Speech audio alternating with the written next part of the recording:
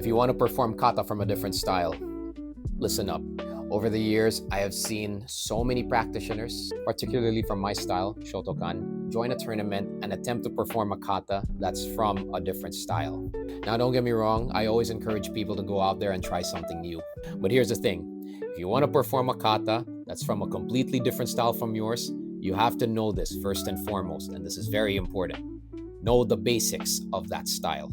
If it's a kata that you fancy from the Gojoryu style, then you should practice the basics of Gojoryu. The same note goes for Shitoryu, Wadoryu, and many other styles out there. I'll share something with all of you. I know kata from the Gojoryu, Shitoryu, and Ryoeiryu styles, and I've memorized them too, but you never see me perform them in tournaments. Why is that? The reason to that is because I don't know the proper basics of these styles. You also have to remember that kata technically is just a combination of your basics. And I always tell my students that if you have lousy basics, you will have lousy kata. There are some exceptions though, where one style may have similar basics to another. For example, I am a Shotokan karate practitioner, but I do practice the kata sansai, which is from the Gensei-ryu style.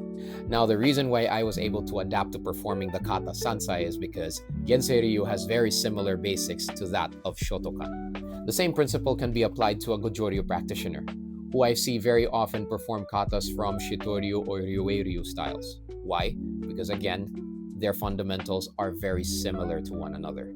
Now, if your style is Shotokan and you want to try out kata from Gojoryu or Shitoryu styles, you would have to make bigger adjustments. I've been a Shotokan practitioner for many years, and I would know. Again, don't get me wrong, guys. I always encourage people to try something new. But if you want to try a kata from a different style, again, very important, know the basics of that style before you even attempt to perform that said kata. I hope that helps you.